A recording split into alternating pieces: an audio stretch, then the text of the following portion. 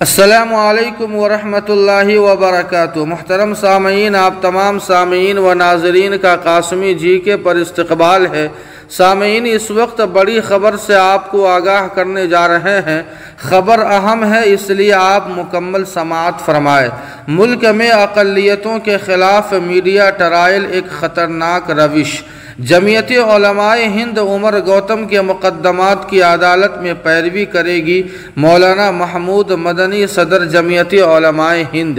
جی ہاں سامعین، آپ کو بتلا دے کہ جمعیت علماء ہند کے صدر مولانا محمود اسد مدنی نے آج اپنے بیان میں کہا ہے کہ جبری تبدیلی مذہب کا الزام لگا کر جس طرح عمر گوتم و دیگر افراد کو گرفتار کیا گیا ہے اور اسے جس طرح میڈیا پیش کر رہا ہے وہ قابل مذمت اور باعث تشویش ہے۔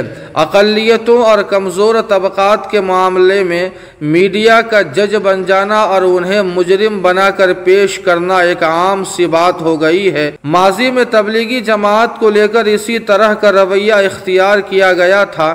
اس کا نتیجہ یہ ہوتا ہے کہ جن کو ملزم بنایا جاتا ہے اس کو اور اس سے وابستہ لوگوں کو کافی نقصان اٹھانا پڑتا ہے، اور بعد میں جب عدالتیں ان کو بے قصور قرار دے دیتی ہے تو یہی میڈیا خاموشی کی چادر اوڑھ لیتا ہے۔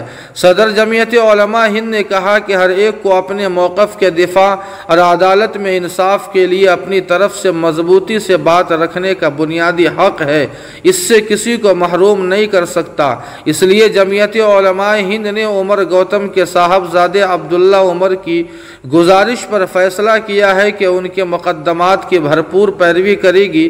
مولانا مدنی نے کہا کہ اگر انہوں نے کچھ غلط کیا ہے تو یہ کام عدالت کا ہے کہ ان کے لیے سزا طے کرے۔ عدالت سے ہٹ کر عدالت بن جانا اور جرم ثابت ہونے سے قبل کسی کو مجرم بنا کر پیش کرنا یہ خطرناک روش ہے۔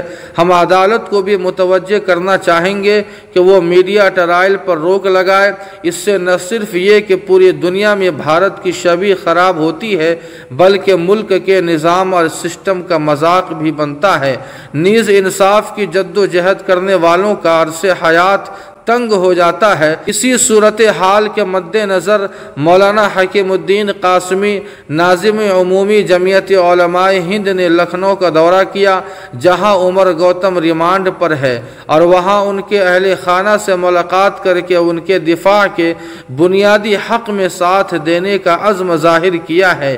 مولانا محمود اسد مدنی نے یوپی سرکار کی طرف سے بیان بازی پر بھی سوال اٹھایا اور کہا کہ سرکار کو سب کے لیے برابر ہونا چاہیے۔